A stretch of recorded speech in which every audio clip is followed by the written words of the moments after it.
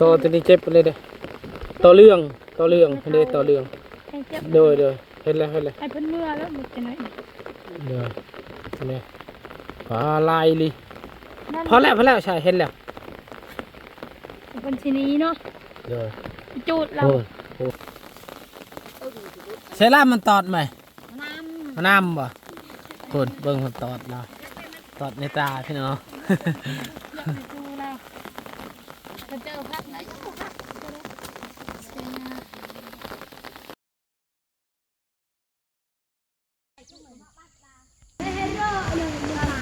พี่น้องเปิดคลิปเปิดภาพอีกมื้อนี้เนาะพี่น้องเอาสบายดียามเช้าๆเด้อพี่น้องเนาะมื้อนี้ก็มาอยู่ส่วนคือเก่าคือเดิมเนาะมาให้มาเสียยาคือเก่าพี่น้องมื้อวานนี้ก็17 คนทั้งหมดพี่น้องก็ยังบ่แล้วพี่น้องก็มื้อนี้ก็สิมาเพิ่มอีกเนาะมีแต่ภาคนี้แหละยังภาคนี้ก็ใกล้ชิมหมดแล้วยังน้อยเดียวซื่อๆพี่น้องนะคนมาอีกก็ชาวบ้านอยู่บ้านของบ้านบุญคงนี่แหละพี่น้องกับบ้านพูดแหละไกลเคียงกันนี่แหละพี่น้อง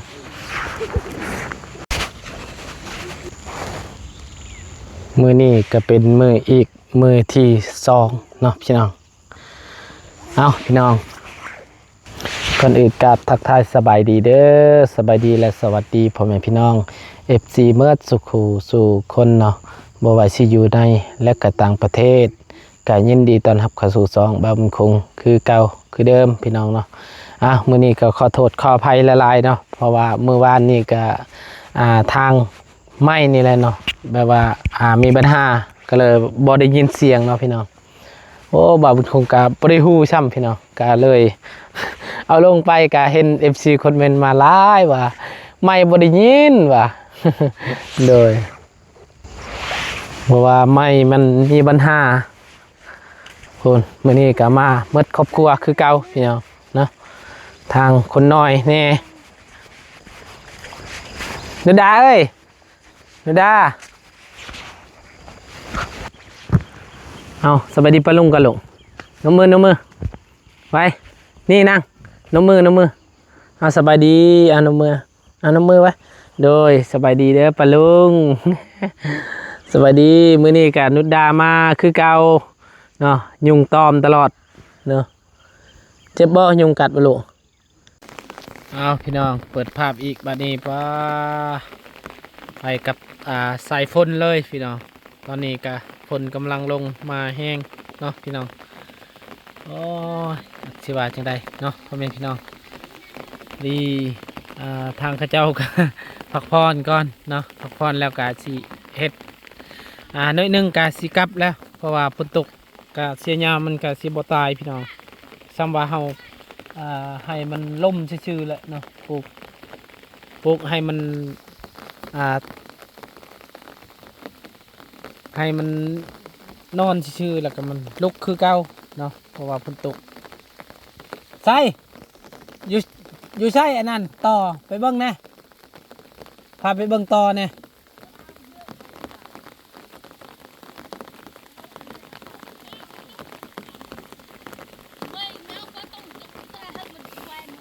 ต่อแบบใดต่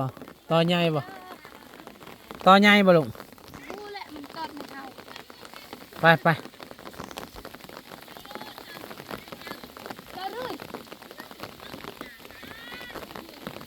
จะเห็นบ่ใช่อยู่ใช่หังไปพาพ่อไปเบิ่งนี่โถหญ้าเฮามื้อนี้โอ้โถเนาะข้าวงามอยู่พี่น้องข้าวแบบมันทึกปุ๋ยเด้เขาใส่ปุ๋ยเดี๋ยวยาก็ใส่ปุ๋ยคือกันแบบยามันก็เลยออกง่ายเพราะว่าข้าวเขาใส่ปุ๋ยเด้โดยใส่ปุ๋ยไม่วิกแล้วข้าวก็งามเบิ่งนี่พอโดยแม่นเนาะเขาเฮ็ดไก่คุ้มไม่วิกงามเห็นบ่โดยเขาจะว่ายันมันสิตายเบิ่งนี่พอโดย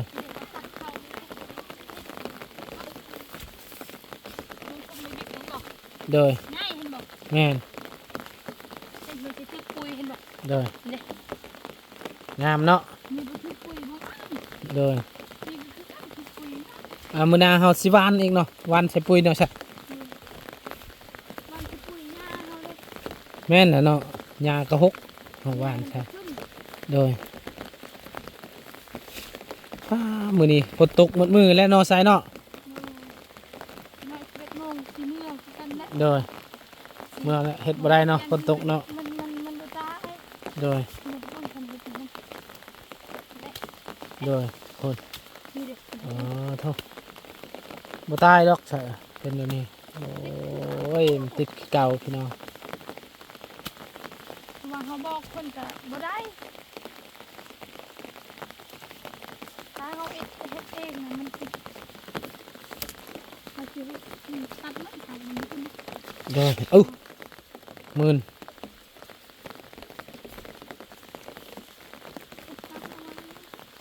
ไปเอามาให้ โอ้เกือบลมอยู่ใช่ไม่ใช่มีนา นี่ทางนั้น โดย ไปทางนี้ก็ได้ ไปเบิ่งต่อก่อนพี่น้องเพราะว่าต่อตอดทางเมตู้นั่นเนาะ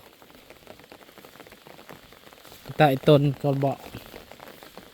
ตาบวมเลยมีนายน บอก มีนายนนั่นยนยาเลยเพิ่นละไป โดย มีนายนยาแล้วบ่ทึกมีนา โดย มันบ่ได้ตอดมีนาตอดไม่เท่านั้นอีก โดย น้องมีนายนยา โดย ยนยาเสร็จเอา โดย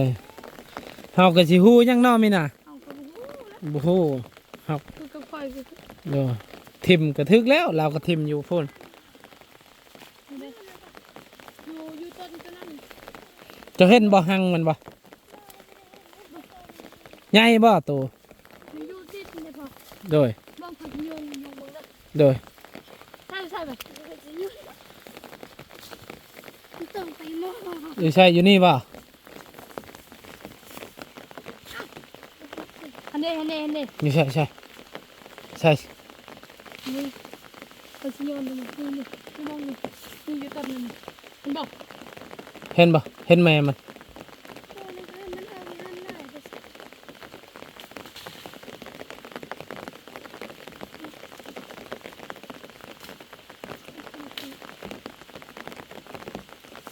ใช่ไว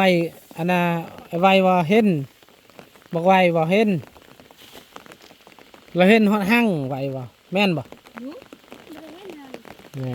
ไปตัว ใช่ใช่นับเด้อมันตอดเด้อหันบ่จะเห็น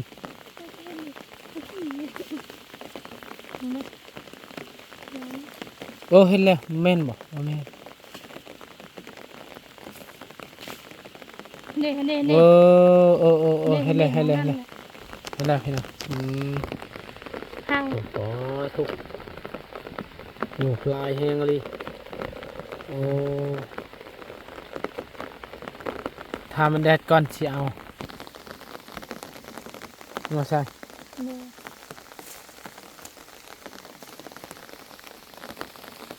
ฟ้าเบิ่งพี่น้องมื้อนี้มืดฟ้ามืดพ้นแล้วพี่น้องมื้อนี้ก็ ใส่ไม้จะได้ป่ะ ไม่เฮาบ่ได้ใช้เพราะว่าอันน่ะฝนตกยามมันเปียก นี่ใส่จะป่ะไม้ เห็นนี่เห็นบ่บาลีเพิ่นว่าโอ้บ่ต้องใส่เด้อเวลาถึกน้ำมันอาจสิตายก็คือเมื่อวานนี้เฮาก็บ่ได้เช็คเบิ่งใหม่บ่ได้เข้า ไม้บริเท่าตี เด้อ เจ้าก็บริมา โอ้เห็นแล้วต่อนี่ ต่อหัวเสือ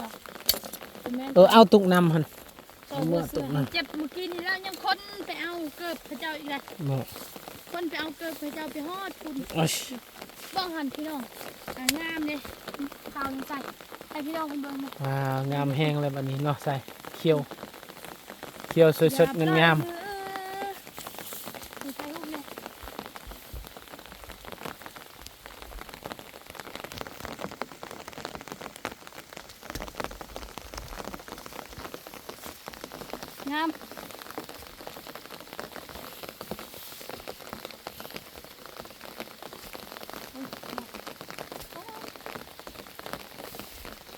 เริ่มงามแล้วเนาะใส่เอาออกหมดหญ้าเด้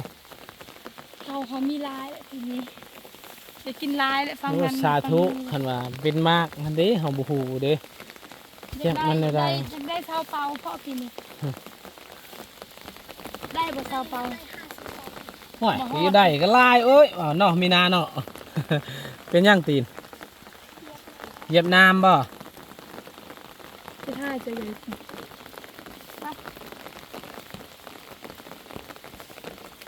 ไปไป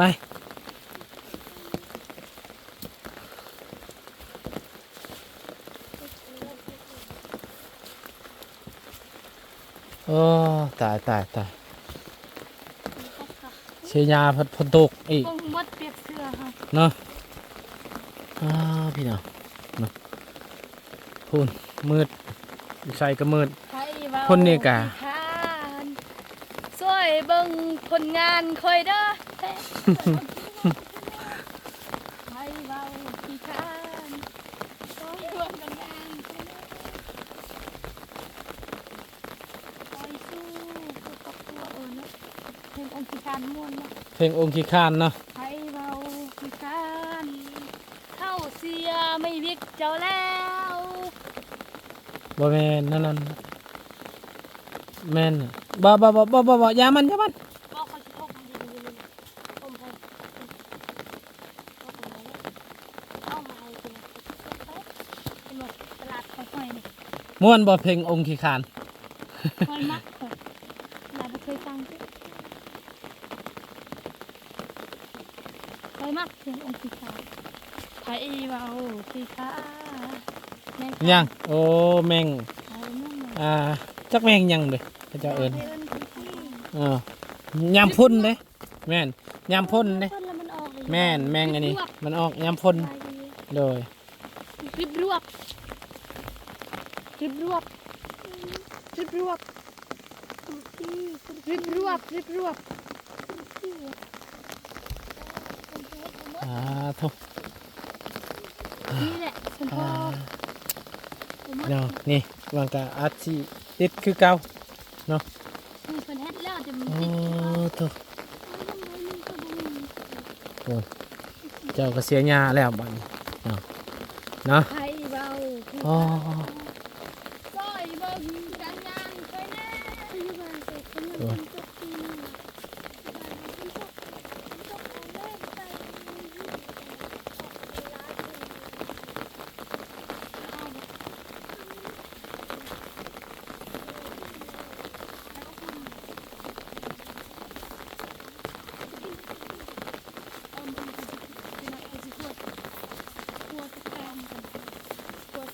ทำเลยแล้ว เฮิมchưaห้องเรียเด้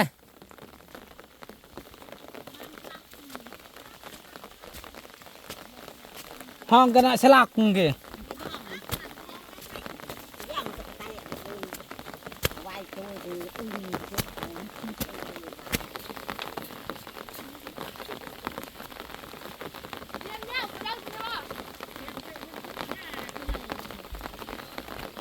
โอ้ย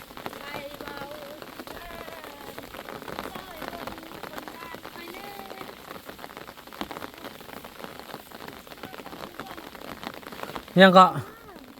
เขากะสิกับซื้ออาหารการกินอิหยังให้เขาเจ้าก่อนเลยซื้อเลย น่าให้ตะมีมาในใจ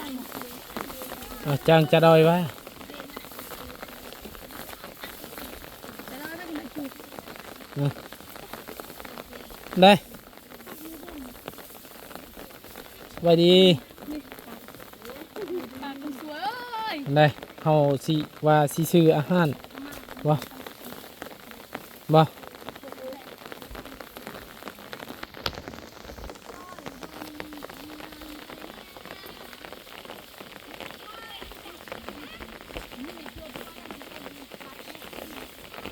มันก็ติดคือเก่าหั่นแหละเนาะมันตกอยู่นี่บ่ตายแล้ว พ่อบ้างนี่พี่บ้างเห็นอยู่ไกลปุยเห็นบอก เออ อยู่ไกลปุยเห็นบอกใหญ่ๆอันนี้ ไม่ยังใหญ่หญ้าบ่ ดูไกลปุยเด้อขึ้นเขากันเห็นบอกเบิ่งหญ้านี่เห็น เด้อ เป็นอยู่ พุ่นแล้วไปทิ่มพุ่นละทิ่มอยู่บนทางพุ่นน่ะมันติดคือเก่ามันตกเนาะ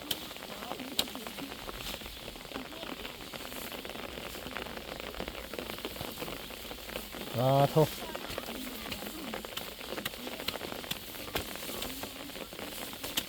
เพราะว่าอยู่ดินนี่มันมีปุ๋ยเด้เนาะแต่มันงาม นี่มันติดกับไมวิกเนาะเพราะว่าไมวิกเขาใส่ปุ๋ยก็เลยงาม เข่าก็คือกัน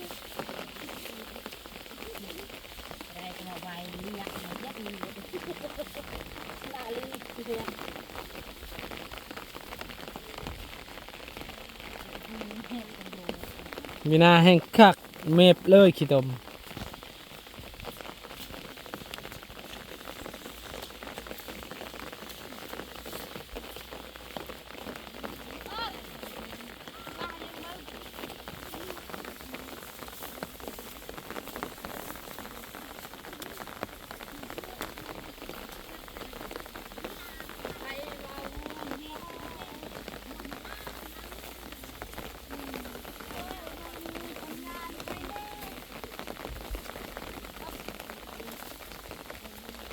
เอาพี่น้องเนาะกาสำหรับคลิปนี้บ่าวมันคงกับจะขอจบคลิปปิดคลิป